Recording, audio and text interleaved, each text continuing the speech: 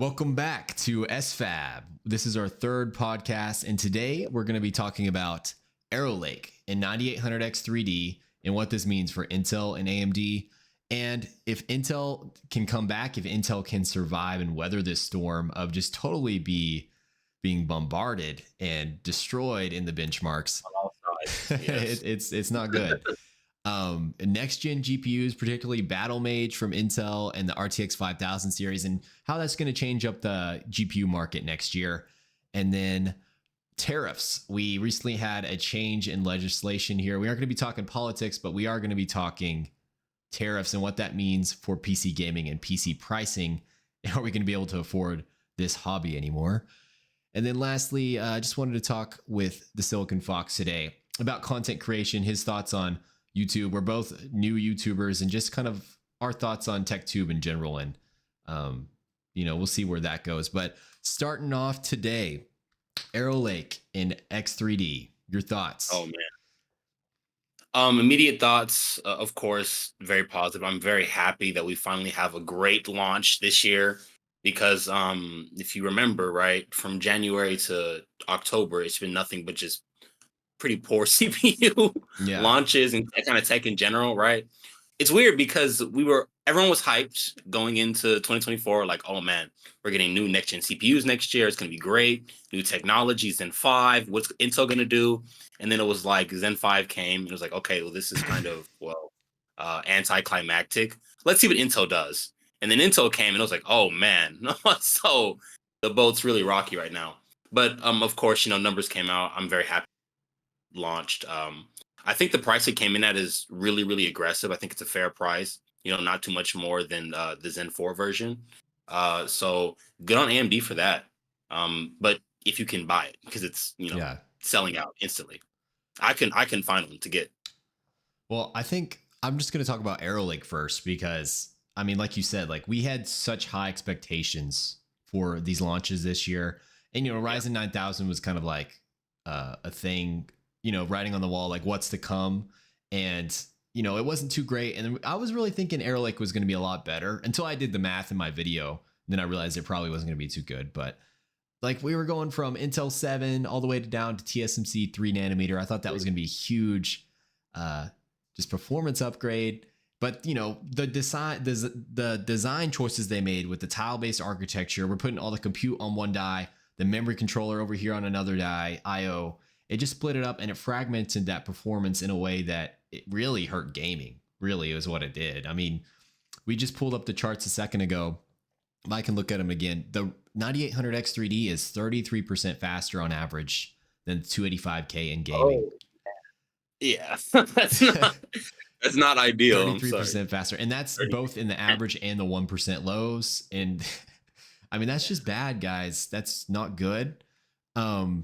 And then, in multi-core, the 285K is winning. It's winning by like 5%, but who really cares? Multi-core is something that if you're winning by like 15, 20%, it matters, but less than that, it doesn't really make a difference, right? Because multi-core applications take time. They aren't going to be done instantly. So if you're running a multi-core application, you can go get some coffee, go grab some water, and then come back and it'll be done, right? So it doesn't really matter if you reduce the time by 10 seconds on something like that. But also, I'm sorry, what were you going to say?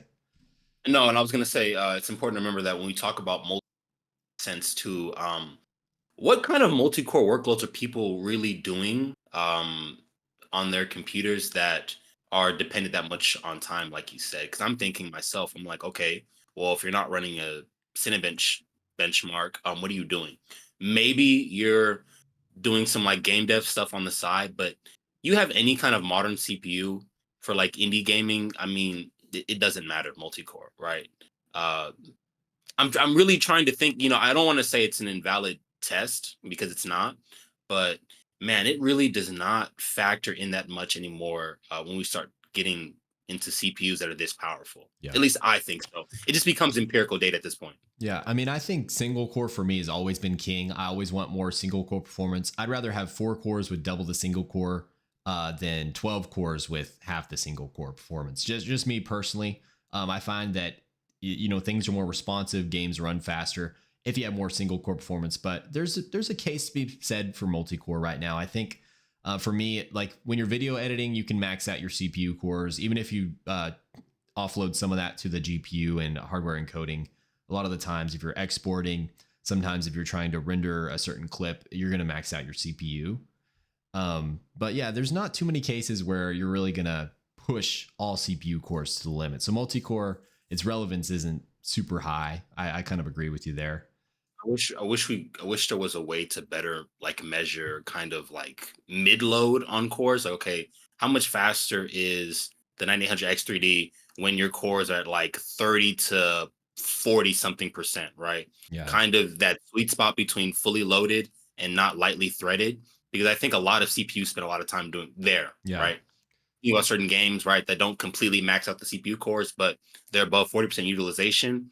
That I think is a sweet spot Yeah. for a lot of consumers. I think something we need to test more is like responsiveness to like Yes, CPU, like thread detection. Like, cause that seems like more and more of an issue with it is. CPUs, like loading on application. How long does it take for the CPUs to actually get up and going and be responsive when you're clicking around, right? I Um, agree. I agree. because that's got me thinking that Robert Howlick recently came out and said to the public that the Arrow Lake's performance isn't what they thought it would be at Intel, especially in gaming, and they're going to come out with a fix soon. Um, I'm very interested to see what that will be. yeah, but like, let's just read his quote. I can't get into all the details yet, but we have identified a series of multi-factor issues at the OS level, at the BIOS level, and I will say that the performance we saw in reviews is just not what we expected and what was intended. The launch did not go as planned. That has been a humbling experience for all of us, inspiring a fairly large response internally to get to the bottom of what happened to it. And I mean, it seems like kind of like cope, especially like at first, like you're like, dude, this is cope, right? Like this is cope. Like Intel just dropped the ball, and he's just coming out with a PR play. But honestly, I'm thinking like its performance should be higher in gaming, dude. Like think I about think so. its performance should be higher in gaming. If there's something wrong, I thought it was like a hardware issue, but he's saying it can be fixed on the OS and BIOS level, which I think there's some evidence to support that because we were talking about this before the show, but I've seen this benchmark where somebody will disable 7 P cores, leave only 1 P core active, and then leave all the E cores active and get 20% more gaming performance. Like, how does that happen? And for the central hypothesis I've seen is like games are bouncing around on all the P cores like every second on Arrow Lake, and it can't stay single, like just within 1 P core to get that latency down. And at first I was thinking, well, obviously this is because it's a tile architecture. The memory controller is on a different die, IO controllers Right. on a different die. It's their second attempt at a tile architecture, and they just haven't ironed out the kinks yet. But if it's a scheduling issue and there's something going on with the OS and BIOS, I think we could get up to maybe a 13700K performance, probably not even 13900K. But maybe at least make it more average, like because it's going down to a 12600K at some points. Like that's That's that's pretty bad. abysmal. That's pretty bad. But I just wanted to address that because at this point, there's not really any more reason to talk about Intel Arrow Lake. Really, it's just non-computer. It's a non-factor, and yeah, that's what they're working on. It may get better, but for the most part, you're just going to want to buy an AMD CPU. I mean, the 9800X3D came out. It's about 10-11% faster on average than the 7800X3D, and that's basically what I was saying this around this whole time is about 10% faster. And a lot of people are saying, well, it could even be faster than that. It's actually bottlenecked by the 4090 in some situations. What do you think of that? I'm gonna be honest. I have not seen anybody mention that it's bottlenecked by the 4090. But again, I was only looking at CPU reviews. I believe it. I believe it's probably true. I'm trying to think. I'm trying to think of what games that could be in. If it's bottlenecked by the 4090. I'm guessing some of the latest AAAs. I mean, it's not unbelievable. I'm sure it is, but I'm really trying to think of okay, well, how many people does that really affect? How many people are bottlenecked by the Mhm. 4090? their 9800X 3D. And in what games too? Did you see what games were mentioned? So there's a couple games where like it's like 30% faster, right? Or like Yeah. 20%. Like, do you know what I mean? Like the average is 10%, but there's some games where it's even more than 10%. And what they're saying is um it should be that much faster on average. Like it should be like more than 10% faster. But the games where it's not is where the 4090 is the limiting factor. Does that make sense? I don't That remember makes the sense. Yeah. exact games. But I mean, it makes sense to me. Like, it could be faster than just 10%, but it's limited by the 4090 because, like, you looked at the I mean, utilization, and I mean, it's not across the like what? board or Yeah. anything. My impression before this launch was that we're CPU limited most of the time, not GPU limited. Like, we are obviously mostly GPU limited, but when you're playing at 1080p with the 4090, I thought you'd always just be CPU limited. Um, I'm with you. I haven't heard too many instances of when that's not the case. I mean, it's 1080p. yeah. You know. Well, I mean, Um. I'm just gonna say it. I heard Moore's law is dead. Say that, but I've also seen it floating around on Twitter a little bit. So. Oh, all right. Well, Twitter. Yeah, there goes our credibility. I mean, I No, don't know, no, man. I think we'll see if 5090 comes out and it turns out to be a little bit faster. I mean, obviously, this is the CPU they're going to be testing the 5090 with. So, definitely. yeah. And not to get off top because we have a docket to go by, but just really quick, when do you think the 5090 is going to launch? Like quarter three, quarter four next year? Well, according to Because who was that? Kepler that just came out and said that, yeah, was it Kepler? He's like, this thing's coming out soon. So he's usually right. At this so I'm point, thinking. I'm sorry, what were you going to say? No, I'm thinking. Okay, well, if 5090 and the 9950X 3D launch around the same time, and the 50X 3D chip, they figure out a way to make it work. It's like I don't know what they say they're gonna do. What do you mean the But 58X3D chip? the 9950X 3D, the 16 core part. I think with that, they're going to do double cache just because of how much people actually ask for it. Right, right. So if they do that and it works, right, everything's great. It's the best chip ever. And that becomes, I guess, like the new, well, probably won't become the new benchmarking standard, but I'd be very curious to see how that pairs with the 5090, right? Mhm. What kind of trouble you can get into with that. I was just thinking, as you were saying, about the bottleneck. I'm like, how would that work? 16 cores, Vcache, both CCDs. That sounds really interesting. That's the chip I really want. Dude, That's the chip I that's a really want. Giga Chad chip, bro. Like That's the one I really they could want. charge 900, even Hope they don't. $1,000 for that, and people would buy I'd probably buy it too. it. Hope they don't How though. much cache would that be? That'd be almost 200 megabytes, right? Or about 200 megabytes of. It's 96 on one, right? So just about almost. Yeah, well, Dude. I know. Ooh, that's a lot of cash. Yeah. Um. What else was we? What else were we gonna say? Yeah, I mean, also like the 9800X3D, its multi-core is a lot better than I thought it'd be. It was like get scoring like 23, maybe even 24,000 and R23, which is like, just to give you a perspective, that's almost like, that's basically like a stock 5950X. Okay. 5950X will get like 25, 24K stock. So this thing, the 8 cores is getting the same as 16 Zen 3 cores in multi-core.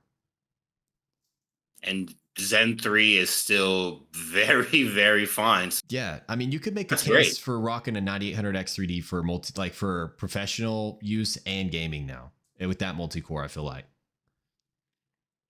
Yeah, especially if like I said, sure, if you're like indie game developer or something like that, where you're not that your productivity needs aren't so frequency sensitive, I suppose is the right word. Mhm. Because a lot of multi-core workloads, at least from where I come from in the gaming sector or game development, they're not super frequency dependent.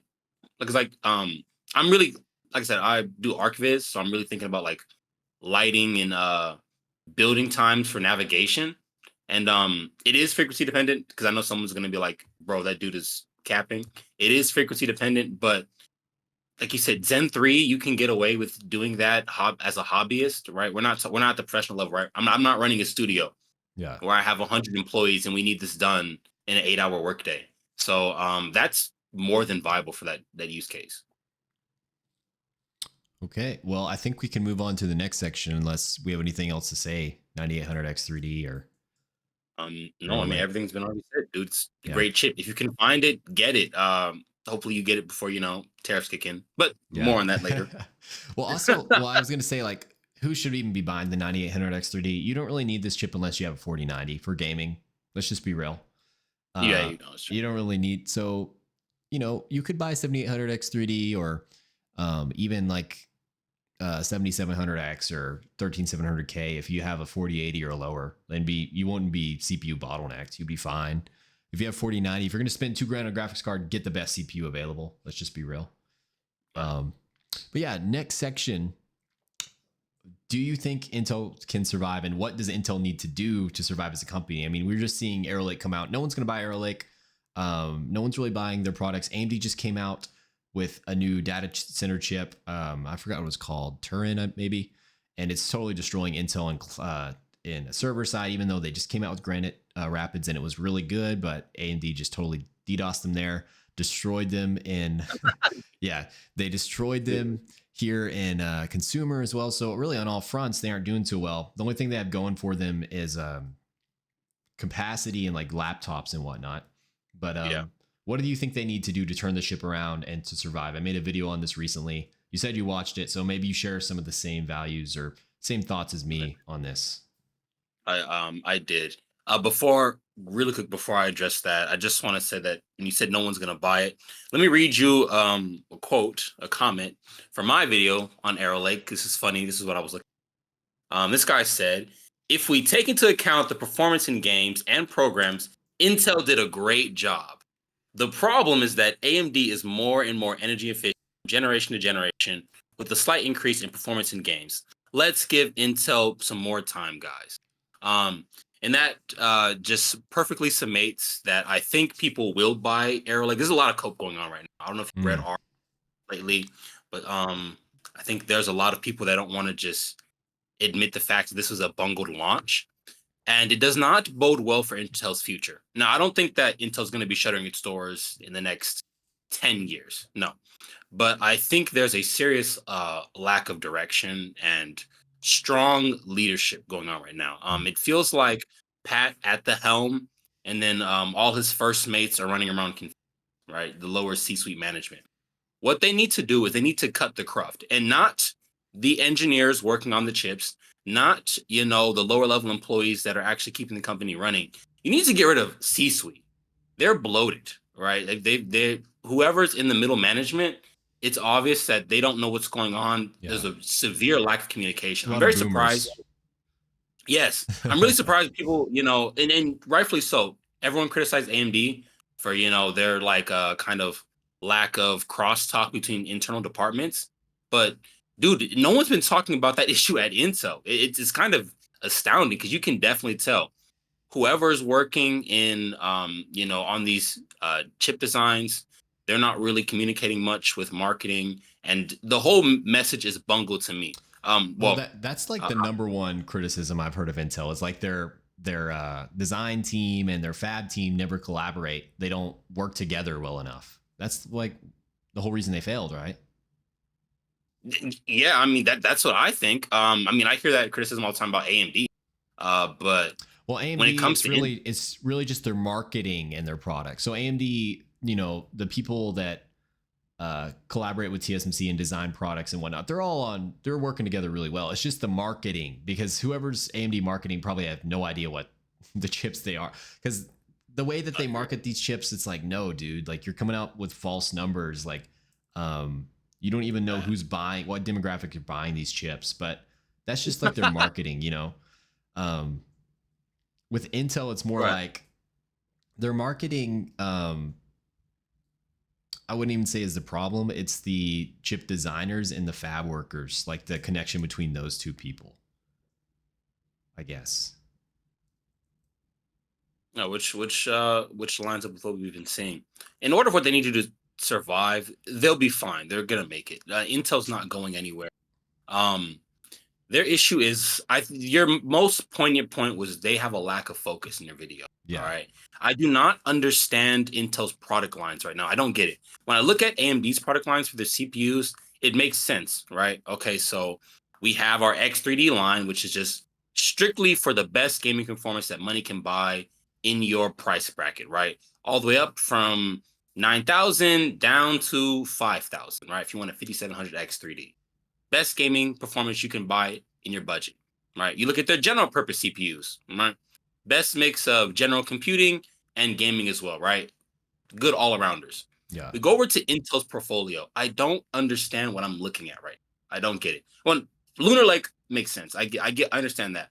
For the desktop line, what are you selling me? It doesn't make sense. It's more efficient, yes, which I appreciate, but what are the strengths besides that, right? Because efficiency is a hard sell in the desktop. Yeah. I would almost argue that it's not really a sell, because if you look at their efficiency, it wasn't like that much better, like loads better. So, what is the unique selling point? We talked about this last episode with AMD's Radeon line. I said, what's the point of buying an AMD GPU? Mhm. NVIDIA makes sure they clearly market what their strengths are. This is what you get if you buy into the RTX branding, right? For Ryzen CPUs, this is what you get when you buy into the Ryzen branding. What do we get when we buy into the Core Ultra 200 series? Yeah. It's a disaggregate architecture, which I love. The tech enthusiast inside me loves that, right? I love P cores, I love E cores, I love everything heterogeneous. But as a consumer who wants to buy a product and have it function as it should, why should I buy this over Ryzen? That's Mhm. their issue right now. That's what it comes down to. Yeah. All right, we can talk about mismanagement and everything, but Intel does not have a focus in their product portfolio. That's the 100%. problem.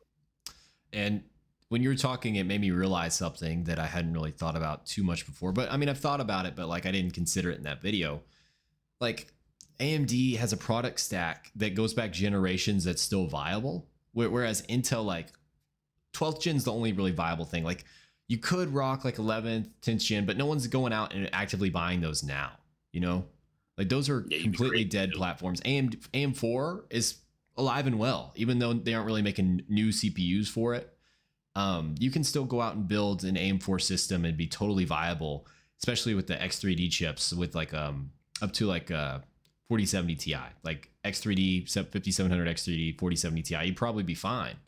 Whereas like Yep. Intel, you got to jump on 12th gen, and that platform's already dead. You know, the confidence within LGA 1851 with the upgrade cycle, and like in our last time we talked about upgrade cycle, and I was like, well, I don't know if it matters too much. Well, I'm starting to see now that I think it matters just for people's peace of mind, and they're willing Yep. to even upgrade to AM4 even on like a dead end platform because they just it trickles down, right? The mind share of AMD Ryzen is so good at the high end that it trickles down to low end, even of last generation products. When Zen 2 came out, AMD wasn't nearly as big as it is now, but now people view Zen 2, you know, Ryzen 3000 in a much better light than even when it came out, just because of their mind Yep. share growing. And that has a huge effect on what they can sell, right? It's very good. And we talked about this for GPUs, but we said, right, Halo products matter, because last time we were talking Mhm. about how they're coming out of the high end. Your Halo product matters because it does trickle down. You think RTX, lately everyone's going to think of 4090, but they're going to get the 4090 that they can afford, right? Oh, I can't afford that. Let me get a 4080. Oh, I can't afford a 4080. Let me get a 4070. And you'll see that with whatever purchase they've gotten, they defend it to tooth and nail. And you can Mhm. just chalk it up to tribalism, fanboyism. But hey, that's what sells. That's what works. That's the mind share, right? Intel's missing that. That's the problem. Intel's missing that, right? No one's gonna get the 285K. Well, a few people will, but majority of people aren't gonna buy the 285K and just be like, "Man, I just got my 285K. It's so great. Look at all these things I can do." You're right. I mean, no one's doing that, right? It's gonna Yeah. be a shameful purchase. Well, okay, if they come out with Panther Lake, which it's supposed to be like a mobile chip, but I've heard something about maybe they're going to flip it to desktop. Moore's law is dead, obviously. Says this. And you know, apparently not according to him, but apparently according to Twitter, some people on Twitter, the memory controller is going to be put back on the compute die for this chip. And, you know, if they come out with this chip and they can boost the E-cores, because those E-cores are so small, right? Four E-cores take up almost the space as one P-core. Just keep it at 8 P-cores for me. Double the E-cores to 32 E-cores like you were going to with this Panther Lake, like you're going to with Arrow Lake refresh.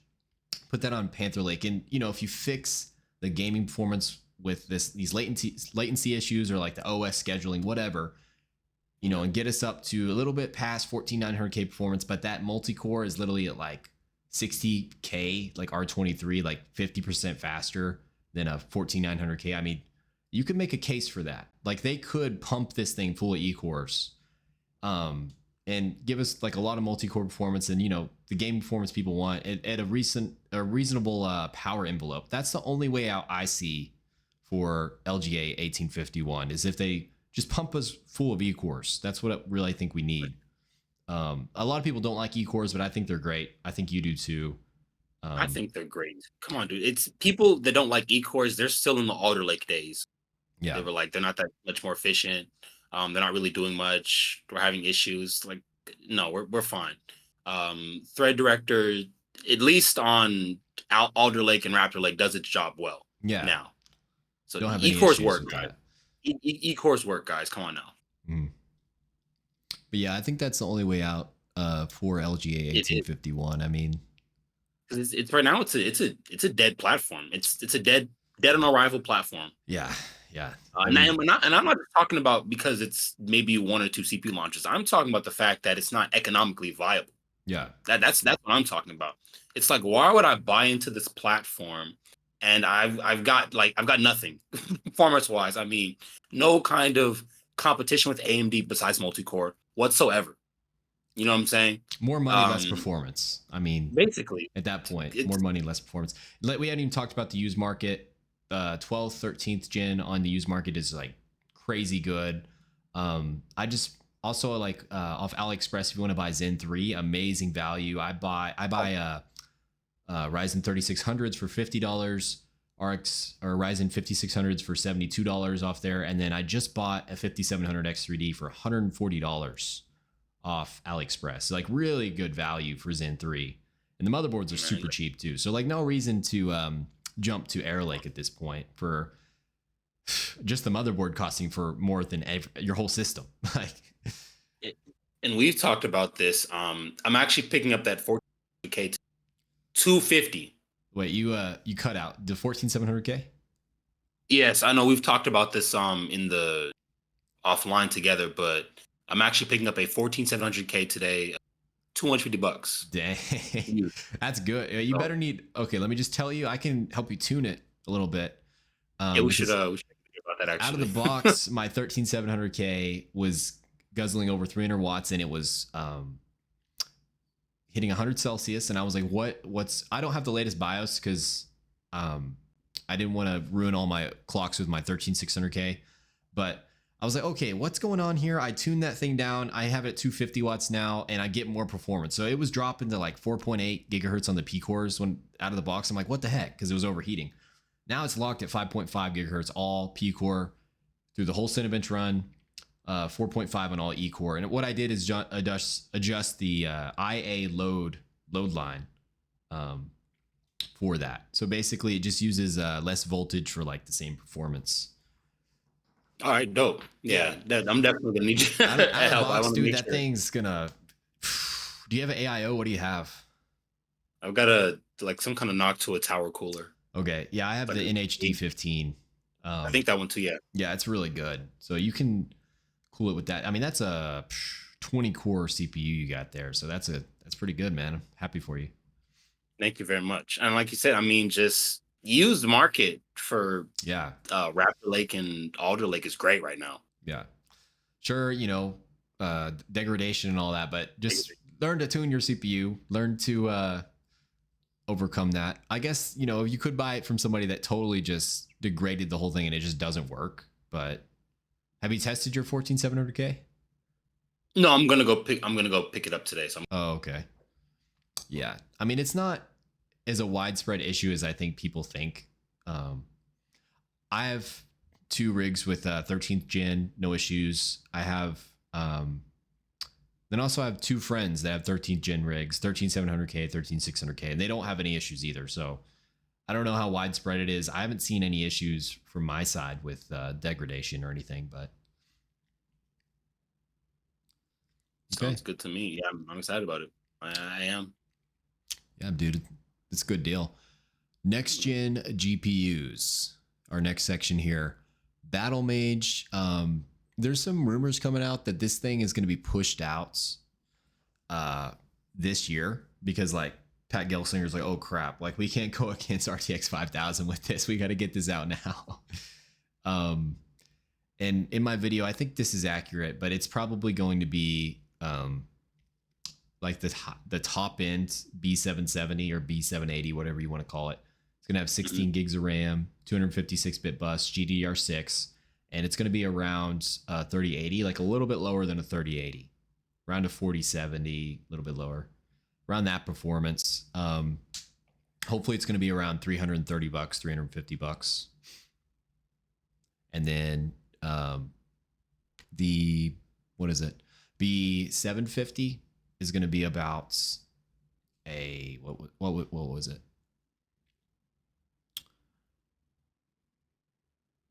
I think like about 1080 Ti level for about like 250, 280. So what do you think on this performance and like what do you think about that product stack? Because it's going to be going up against RTX 5000 soon enough. Well, if they can get it here, right, at least the dies here, obviously before, things go into effect and it can be priced competitively, I think it'll stand a chance. And these two topics that we have on our docket, 3 and 4, kind of go more hand in hand than I originally thought, because if they're trying to push us out this year, which is actually really soon, they're obviously concerned about something. Mm-hmm. I've got tariffs on the mind. If that product gets tariffed, right, and it becomes 30% more expensive, it's dead on arrival. I'm sorry. It just is. It has to come at like you said, like 330, maybe 350. Anything higher than that, I don't know why you buy it, to be honest with you. Yeah. Well, Like I mean, if okay, so the B770, its die size is actually going to be smaller than the A770. It's the same amount. Oh, really? Yeah, it's the same amount of compute units. Okay. But it's on a better node. I think it's on 4 nanometer, going from 6 nanometer. 6 nanometer. Yeah. Okay. So it's going to be like the same configuration, but it's going to have Battlemage, which is 50% faster. Just what is it called? XE core to XE core, and it's going to clock higher, and it's got more memory bandwidth. So actually, it might have like the same memory bandwidth. Yeah, TSMC 4 nanometer. Oh, okay. Yeah, so I mean, think of like a 4070 around that level for like 330, 350, 16 gigs of VRAM. That's good. Like I said, I mean, if it's any more expensive, I don't think it's going to sell. But yeah, I think that's where it needs to. And then I messed up. The B750 I think is going to be around a 6700 XT, not a 1080 Ti. 6700 XT, and then the B580 is going to be around a 1080 Ti. That's like the lowest die. That's like the lowest two, or no, wait. So these specs aren't out yet, but on the A580, it's 256-bit, but the B580 will be 192-bit, I think. And the B580 and the B750 will have 12 gigs of VRAM on 192-bit, but then the top die has 256-bit, I believe. So. All right. Well, I mean, I disagree with some of the contrarians that just like Intel just has no place in the GPU market. They do. I think their place is being number 3 right now, and they can still be. I mean, it is what it is. They can still be profitable, behind AMD, right?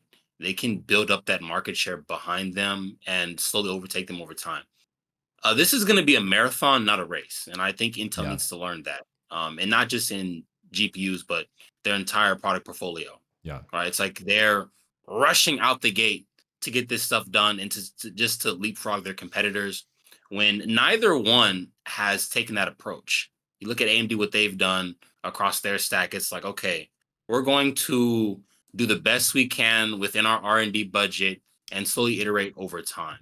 And I hope that Intel is like learning from their mistakes from the Arc launch, because Arc had potential, and I even think Arc is kind of aged pretty decently for a first attempt at a GPU. If you look Mhm. at benchmarks when it launched to now, it's at the right price. That's a viable little card Yeah. if you can get it for a good price. So Intel has a place in GPUs. Their latest GPU architecture is really good. I believe it's going to scale really well with power and cores. So I'm optimistic.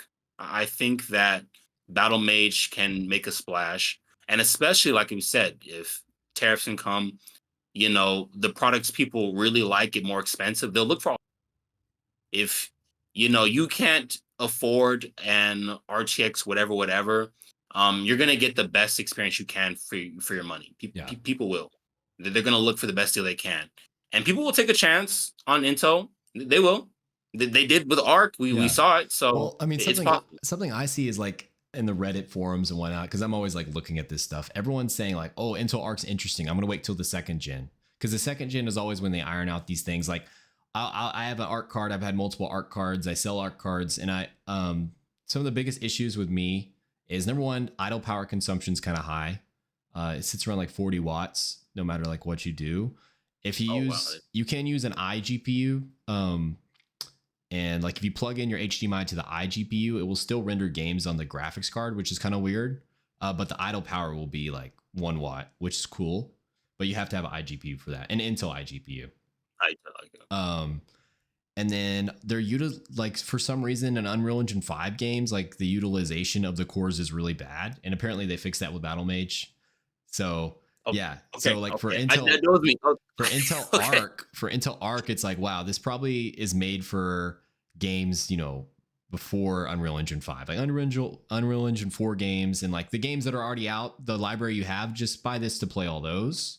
Newer games, maybe you're gonna have to upgrade for that. Um, and then lastly, Pat Gelslinger usually actually just said that they're gonna focus more on integrated graphics when it comes to Arc, like in his earnings call, and like he said that basically discrete is a market they find that's like going on the downhill, but basically it's just Arcs going on the downhill, not like They- all discrete cards. Which I think is the right choice right now. I think, why waste a lot of money on discrete cards if no one's going to buy them? And I really like them in the integrated GPU market, and they can always come back out with a discrete card later, as long as they keep on scaling up their integrated GPUs. Lunar Lake had 8 GPU cores. If they could give us 16 sometime in the future, and then maybe even 32, which is like equal to an A770 or B770 on an integrated GPU, so like a Strix Halo competitor, that would be like years and years away. But that's just my thoughts. No, I'm right along with you. It's funny because I'm sorry, when you started talking about Unreal Engine and Arc, I had flashbacks. Yeah, I looked at the Intel X1 1X player, which uses Arc graphics, and in that review I did, I was like, man, this is really weird. The Unreal Engine, like the GPU utilization is off. yeah, Why is that? yeah, So I'm glad I'm not the only one that noticed that. Okay, it's funny, but yeah, I mean, it's back to like their general portfolio and stuff. I think everything you said was pretty poignant. I mean, if they can just focus nose to the grindstone and hammer out these iGPUs over time, they can scale up. I do. I don't see any reason why you can't scale up their iGPUs, yeah. because the cores themselves really like space efficient. Mhm. The GPU cores, like they don't take up a lot of space if you look at like die shots of Lunar Lake. So I'd be very interesting. I'd be very curious to see how this plays out for their next line. Yeah, I am a little sad that they seem to kind of be getting away from the Lunar Lake design. It doesn't look like they're trying to do this again. So yeah. hopefully they don't completely abandon it. But The did margins, we man. talk about? We talked Yeah, about that no, Martin. offline. So like their margins Yeah, got hurt on Arrow Lake correct. or Lunar Lake because of Lunar Lake. the unpackaged memory. Um, it's apparently That really expensive to do it that way, and they can't charge as much as Apple. So I also think the laptop OEMs probably got upset too that they don't, because that cuts into their margin as well. yeah, Laptop OEMs, they make money on memory upgrades. So if you're telling like Dell, HP, Lenovo, like, hey, we're in charge of memory configurations now, that probably doesn't go over well with your I mean, it's the wrong way customers. forward, in my opinion. I think you're right. Like, if they want to get a beefy APU, if they want to be like Apple, which is why they did this whole thing in the first place, they're gonna have Yeah, to do that on package memory so they can get memory bus width higher. They give us a 256-bit bus on, an APU with Intel GPU and Intel cores, right? Intel CPU cores. Give us, yeah, and you I don't have think. Oh, I'm sorry. What are you gonna say? no, I was just gonna say you don't have to pivot completely away, like which is kind of weird to me. All Yeah, right, have a line specifically where you have on package memory, and then also give OEMs, what they want as far as their own DRAM yeah. configurations. Well, I mean, what you Off could package. do is like come out with a mobile design, every other year, like Lunar Lake, that doesn't come to desktop, and then come out with a desktop design like Arrow Lake, and you port that to mobile. And then There you you have your go. high performance. It's not very energy efficient. Well, I mean, it's decent for people that really need that raw performance. Then you have the thin and light that's also pretty performant, like Lunar Lake, but it just sips power, and you could develop on that and make APUs out of a line like that. So Margins, man. But I margins, really think I really think OEMs that probably went to Intel behind closed doors and weren't happy about the new configuration. yeah, Because I was thinking about it, I was like, if you look at like a lot of their websites where you can build your own memory on different laptop lines, it's not like Apple levels, but it's decent, right? Like some laptops on HP, you're paying like $150 more for another 16 gigs of RAM, like to go from 16 to 32, which is yeah. insane. Well, I think So Apple was somewhat threatened by Lunar Lake because their recent M4 chips are really good, and they're giving the base model 16 gigs now, and they're priced competitively. Like the base model Mac M4 Mini is $600. It's got 16 gigs of RAM, 10 core CPU, 10 core GPU. It crazy. performs really well, and if you're a student, you get it for $500 with $100 discount. And I mean, dude, that thing was tempting. I like mini PCs. I like being able to like carry that with me on a trip, but I already have one, so I think I'll be okay. It was just kind of, it's really cool to see stuff like that. I think, them seeing like, oh, Lunar Lake coming out with on package memory, it's efficient. We're going to come out with 16 gigs on our chips too and combat that. And I know one reason they did that is for Apple Intelligence, but Yeah. I didn't see anybody notice that, they upgraded their RAM right when Lunar Lake came out. So something to, And that's competition. That's what we want to see. yeah. That's why you don't want any of these companies to fail or go under. Because if they do, that's one less player in the market, right? Mhm. It's almost already a cabal as it is. I mean, you've got what, like two desktop CPU manufacturers. Oh, I guess three, maybe if you want to count Apple. But there's not too many companies that are making these high performance, very intricate consumer products. I don't want to see any of them go under. They need to Yeah. be around, keep each other in check. 100%. Okay. I think we're on to our next section here. Will tariffs destroy pricing? We just had somebody become elected in the US here. He's really big on tariffs. He You loves it wrote you wrote very some much. things here. He proposed a 60% tariff on goods from China and a 20% Yes. tariff on everything else. Like without getting political here, we aren't political on this podcast or anything. We just care about PC parts. We just care about performance. What do you think this is going to do to people trying to build a PC next year or the next 4 years? Well, simply put, stop beating on the bush, it's gonna make it extremely expensive. Um, and the reason it's gonna be expensive is because tariffs do not work as a deterrent or retaliatory measure against the country you are trying to import from, right? That's not how it works. Because all the business they're going to do is just 60% for us? No, 60% for you.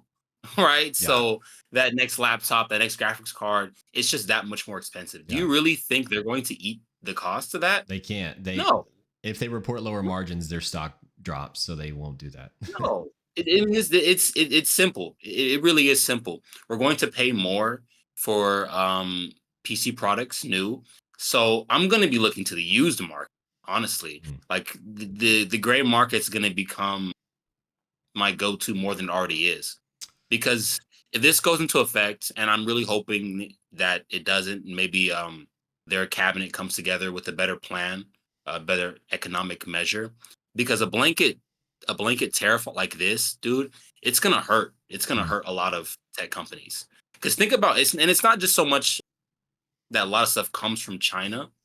This is blanket everywhere. So if Intel wants to import a new ASML machine or a part from their partners in Yeah, that's crazy. Those things cost Switzerland, like as much as or as much as a country.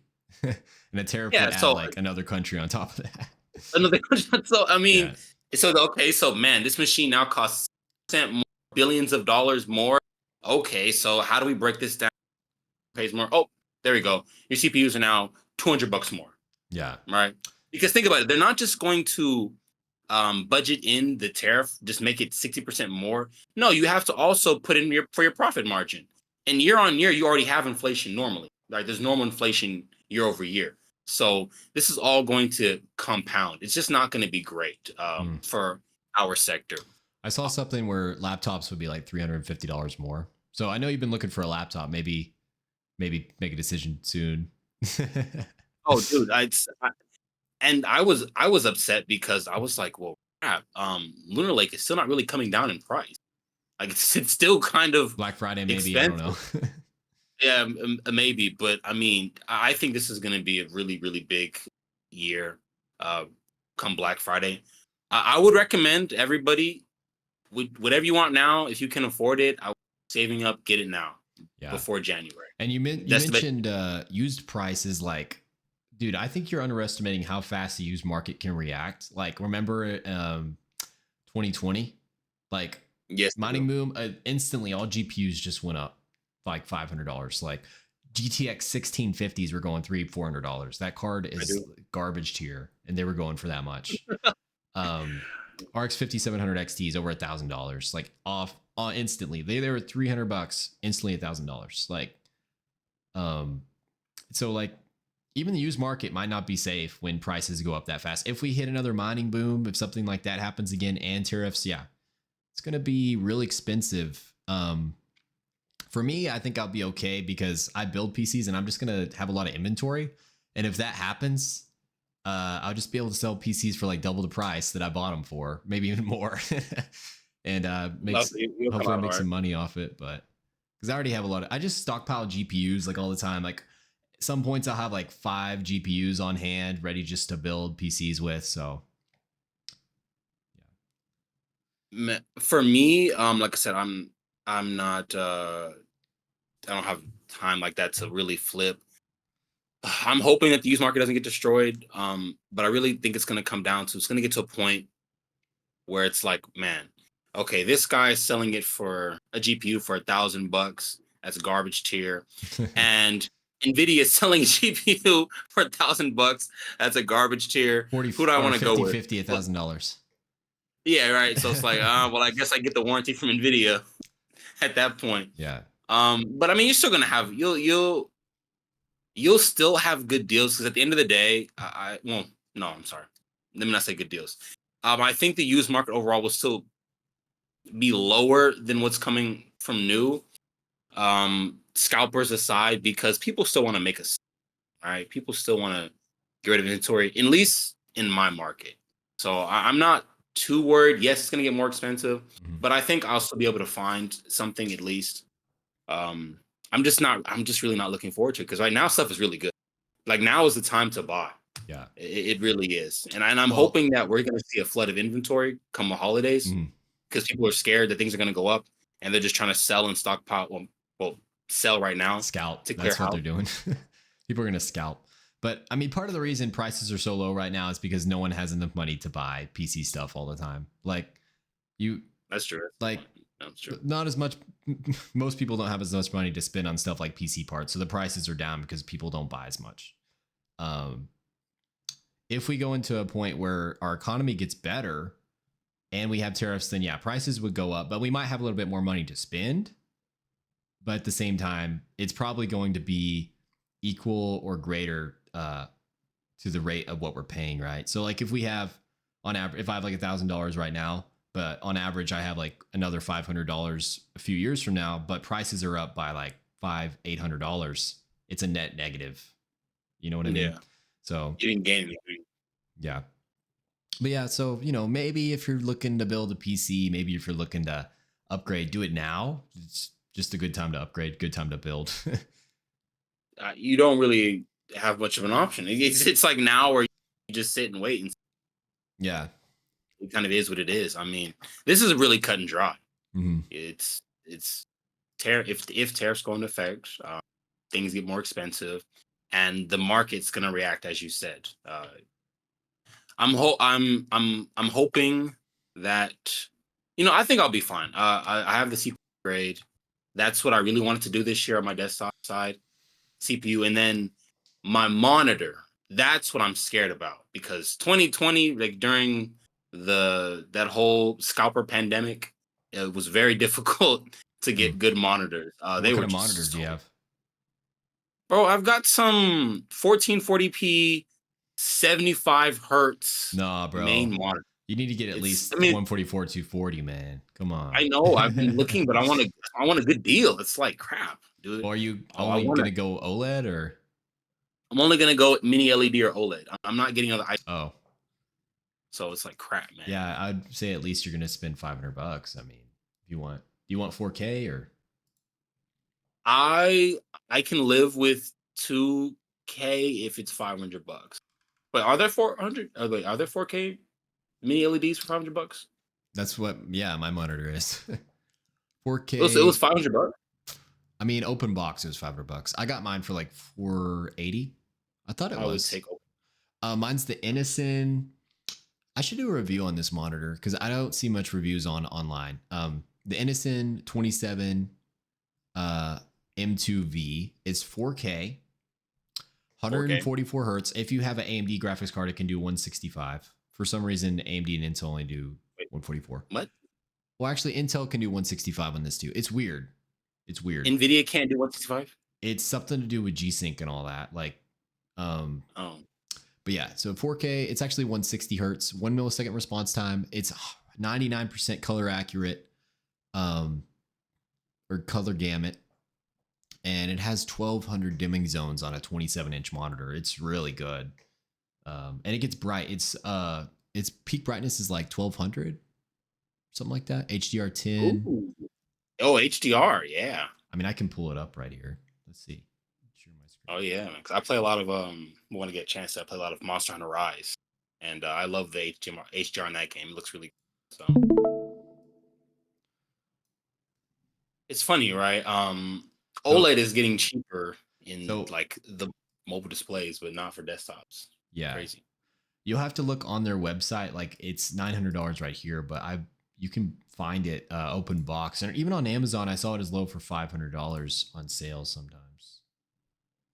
Yeah, And you have to it's innocent 427. It's 428 right now.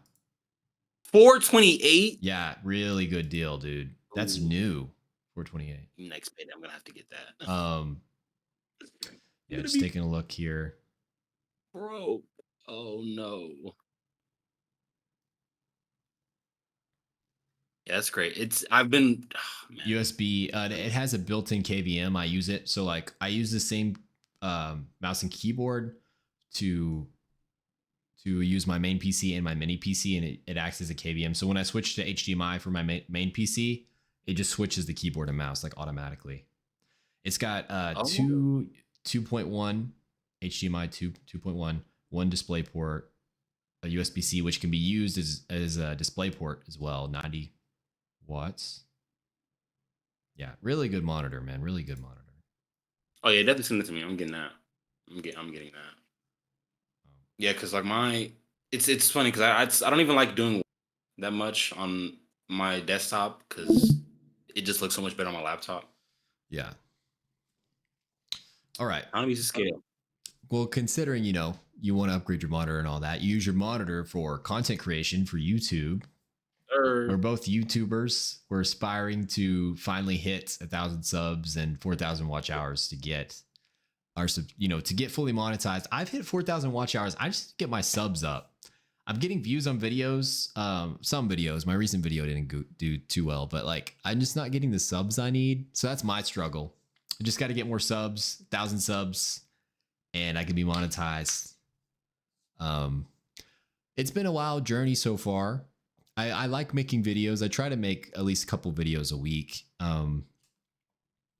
But I can definitely Shoot. see how people get burnt out on this. What do you think? I can see too, man. So just a little bit myself. It's been, like you said, a wild journey too, because I didn't even think I was gonna hit 100 subs a couple months. I was like, Yeah. I'm like, okay, I'm in this for the long haul. I'm just gonna hunker down and do the but I think I'm like at 560 something like today, Yeah. which is insane. I only just started, I think September. It was like around the first SFAB, Yeah. whenever that was. So I think that that was about whole September. about September. So yeah, that's been crazy for me. My struggle's been on the view counts as well. I'm not great with analytics on the YouTube side. Yeah. I'm not great with playing the numbers game and everything. So I'm still learning. And then it's also been really difficult for my work schedule because I work two jobs. Mhm. So it's really really hard to be at work all day, job number one, and then get off, only have 40 minutes to eat something, use the restroom, get changed, to go to job number two, and then get off late at night to, work on my scripts and then find time to record Yeah. videos. So it's really a struggle. And I thought about pivoting the kind of content I do as far as maybe something a little more easy to produce. But it's also too, I'm like, man, I'm not as charismatic as this guy right here. So, What are you talking about? being I able think to you're really easy to talk to. being able to, yeah, yeah. Oh, thank you. But I noticed like how you just it comes so and everything, and I feel like, man, I don't know if I have the personality, I talk don't about know. what's going on, read articles. Yeah, I mean, You you don't have to make do make the. it very entertaining. Yeah, thank you. I mean, there's so much different types of content you could do, though. I mean, I think some of the videos you made about 1x player devices, and you like just tearing stuff apart. Like, I actually really like watching videos like that, just seeing the insides of hardware. Um, just you talking about specs. Like, I know you necessarily haven't done that yet, but like you were just talking about specs. Um, these novelty items, right? Like you're covering content that necessarily nobody else is covering, and I think that's a good recipe for success. You know? Yeah, I enjoy what I do, but just that's one of the struggles too. In that sphere is like, man, it's the time it goes into that, right? Because I know I can probably be more efficient, but I really like to research and know what I'm talking about and make sure that I'm not, screwing up or giving out false info. And I Yeah. guess I'm just slow in that regard. So a video I've been working on right now, I'm almost done with it. It's about this little retro handheld right here, and it's been pretty fun to do. But the disassembly's been taking me a minute Mhm. because I messed up the first recording, so I'm going back and doing it again. Just stuff like that, So what is right? that? Does that play like old games or what? Yeah, dude, it's really interesting. So it plays. I don't think you can see it, but it plays MAME, so arcade, Sega Mega Drive. You've got Super Nintendo, NES, and it has a lot of arcade like stuff Hmm. on here, like arcade cabinet. Really weird. Oh, PS1 as well, which is funny Huh. because most handhelds suck at emulating PS1. Like they Yeah. just really suck at it below a certain price point. This one emulates PS1 really well, but you would be surprised at what it does suck at emulating. Game Boy Advance. And I kind of went on a rant in my video, a little off script, but I don't understand how 15 years later and run correctly. It's really weird to me. Yeah. I mean, Game Boy Advance, like that's the one thing you would want to emulate well on a handheld like that. It's built like that. Yeah, it's like that's like the main system Yeah. that you want to do. Game Boy Advance, Super Nintendo, um, maybe NES, but it's really like those two. And what's the other one that's really popular? Sometimes Game Boy Color. Hmm. But yeah, it's really bad. It's really just the audio. I don't know. I thought it was the speakers at first, but it might actually be either the emulation or the actual audio chip Yeah. on the board. Hmm. It's weird, man. That's why I like doing reviews on stuff like this. It's just interesting and quirky. Yeah. And you'll see my review, but whoever designed this, like this, is how they paint by numbers handheld. They had a vision. Hmm. I don't know if it was a good one, but this was somebody's passion project. It's Hmm. funny. But yeah, Well, if it's as far as I'm sorry, go ahead. I'm no, I'm rambling. sorry. What were you gonna say? I was gonna say as far as content creation goes, I really do. Sorry, you just cut out. I'm, What'd you say? hello. Oh yeah, I was saying as far as content creation goes, I've been having a lot of fun. I feel like I'm starting to come into my own Yeah. a little bit. It's been interesting. It really has. I've always wanted to do this, but I never thought that I could until I, guess took that first step. So I've been enjoying it. I've been Hmm. enjoying it. I really have. Well, that just made me think of something like why. I'm gonna answer this question first, and I'll let you answer. Why But did you want to start? Being a YouTuber, being a content creator? Because like people asked me this before. Why don't you start a YouTube channel? Like, I don't know why. My brother was a YouTuber for a little bit. He did like gaming videos. People always ask me like, should you be a YouTuber, or like, why aren't you a YouTuber? And I was like, I never really wanted to do that. It just doesn't interest me. But I've really gotten into hardware and computer stuff like over the past 5 years. And, you know, I just, I found myself listening to people talk about computer hardware, and I found some really bad takes out there, some really biased takes out there.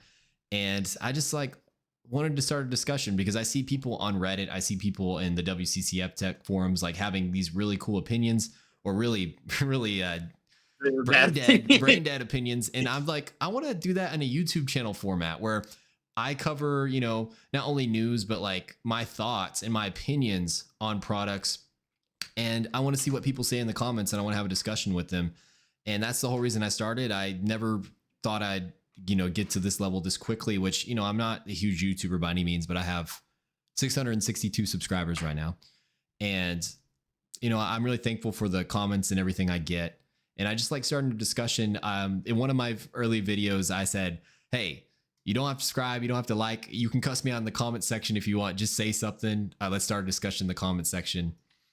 And yeah, it turned out pretty well. We have some people talking in the comments now, and hopefully I can get 1,000 subscribers by the end of the year and get monetized. And I think what your channel's monetized, YouTube pushes it a little bit more because there's actually like ads on your channel. So hopefully that'll help me grow Oh, okay. a little That's bit cool. more. All Um, but yeah, so going back to the question, what made you want to start YouTube? Like, what was your inspiration? right. Man, I've been wanting to start a YouTube channel since I was a kid. Like going back, and I actually did when I was younger. I want to say around in sixth grade. It was when the 3DS came out. I got it for my birthday. No, I got it for Dude, Christmas. I was so excited for that console. I bought it day I- one, and there was yeah. no games. Like I, I, Yeah. I bought it day one. There was no games. I got Lego Star Wars, and I didn't even like Lego games. I'm like, I have to try out the 3D. And then I was waiting for a year until 3D Land came out, and I finally got that, and Okay. it was Okay. So good. that's whatever year that was when I had three. Yeah, it came out in Um, November. I remember, or was it March? Either March or November. That game always, Mario games always come out in either March or November. I've noticed that. dude, it was so great. So I had that. I was playing the game a lot. It was fun. Yeah. I also still played a lot of Smash Brothers on my Wii with my friends after school. So we want to start a YouTube channel. We did. We used to fighting game Fridays. Mm. So what I would do was I would take the 3DS, right, and I would just line it up on this little roll mom had right with the TV where it was all in frame. I use the camera app on it. So I would kind of get everything set up, and you could only record in 10-minute intervals. So we would do our best to, get all the gameplay and stuff done. And we would talk to each other. If I can find the videos, I'll share them. It was so bad. But that was like my first love that I found for making content. Yeah. And I would do it on and off, on and off. Like a couple years I would stop. Then in high school I would try again. Then as I got to adult, I really wanted to do it again. Tried, stopped. And after the last time I stopped, I think it was before I was 20. I just said, you know what, I'm just kind of done. This obviously isn't for me. I'm not good. But I was always a tech enthusiast, and I never Mm. thought about making content about tech. I guess I didn't think I was smart enough to talk about it, or I didn't, um, have the on-screen presence to do it. So fast forward to I guess a little bit like August around that time, I was really considering it. I forgot what I was looking at. I think I was watching. It was a guest that Tom had on from Moore's Law's Dead. I forgot who it was in the summertime. A lot of interesting opinions. I'll say that. I remember, and I'm listening to the guy, and I'm like, hmm, this guy doesn't sound that much more articulate or knowledgeable than I do. Just Yeah. thinking I was just thinking about it. I'm like, I hear his credentials, but he's getting some stuff wrong, and Tom's not correcting him. It was something about mobile products. I was like, he's not correcting the guy. The guy's just kind of going off. And I was like, you know what? If he can do it, why can't I do it? So that was my like first encouragement, I guess. And then your video is what really like pushed me over the edge. The Strix Halo one. Strix Halo beginning. Wait, let me pull it up. I think it was called Strix Halo beginning of the end for discrete GPUs. Yeah, I saw it and I was like, yeah, everything you said, I was like, man, this guy is speaking truth. And I saw your sub account. Yeah, I saw your sub account. I was like, wait a minute, like this guy, he's just starting out. Well, why can't I do this? Why if he can do it, why can't I do it? Right. 100%. And that's when I reached out for you, to for SFAB and everything. And then from there the ball got rolling. And I was like, best decision this year I've done. I'm really glad. Awesome. Because you've been a huge help and encouragement for me to keep going and, to try different things, which I greatly appreciate. Very rare in this space to meet a kindred spirit. So yeah, for sure. It's always usually like, oh, you like Intel? No, I hate you. Oh, you like AMD? No, I hate you. It's like, dude, no, we just like tech. I like tech, dude. I don't care who it's from. Yeah, it's good. It's just good to talk about it. Like, that's all. That's all it really is, man. But I'm going to have to go here. Hey, it was great talking to you today, man. Until next time. I think we're on a monthly schedule for these right now. That shit looks like, yeah. I may be having another YouTuber come in and I might do an SFAB with them at some point, but I don't know if I'll just do that for like still do once a month with you and then do an extra one with them, or just replace that with them and give you a break. Just depends on, what we're doing. Yeah, whatever works for me. These are always great to I hopped in. I've told you about him before. I don't think you know who he is, but his name is Not an Apple Fan. He has 30K subscribers, and I jumped in his stream and he was like, man, I need somebody to do a podcast with again. And I was like, hey bro, I'm right here, man. And then he said he would, but he hasn't responded to my email. So for the people watching this live or podcast, that I did that because I saw some of you guys in his chat, and I'm just waiting on his response. So yeah, but that'll be very interesting. I definitely want to know. Definitely want to continue doing podcasts with you, though. You're a really good talker. I like your points. You don't always have to agree on everything I say, but I know that I don't think we always do. I mean, some of the basic stuff. Last episode, we just share a lot of the common values, and I think we need to get somebody in here that is like starting to cuss me out, like, nah, bro, you're wrong, like, and maybe we could do a triple interview where like you sit in and then like why do people not do that, or a podcast where like they sit in but then also you sit in and like we just all talk. You know what, that's interesting. I don't know, I guess maybe they're worried about the awkwardness of three people talking. That's never bothered me. I mean, that's life. Everything doesn't have to be a production. But that'd be interesting. Yeah. In fact, we might do it that way. I don't know. I'll have to let you know. But thank you guys for everyone tuning in to the SFAB podcast. Go look at Silicon Fox's channel. He's doing some great stuff over there. And don't forget to subscribe. If you made it this far in the video, you like hearing me talk, you like hearing Steven talk, and there's just more to come. I just need to hit 1,000 subscribers to get fully monetized. So hit that subscribe button and we'll see you next month. All right, you guys. Later. Thank you very much. Silicon Stage, the master of tech. Every review, every spec, he's on deck. From GPUs to CPUs, he knows it all. No question too big, no detail too small.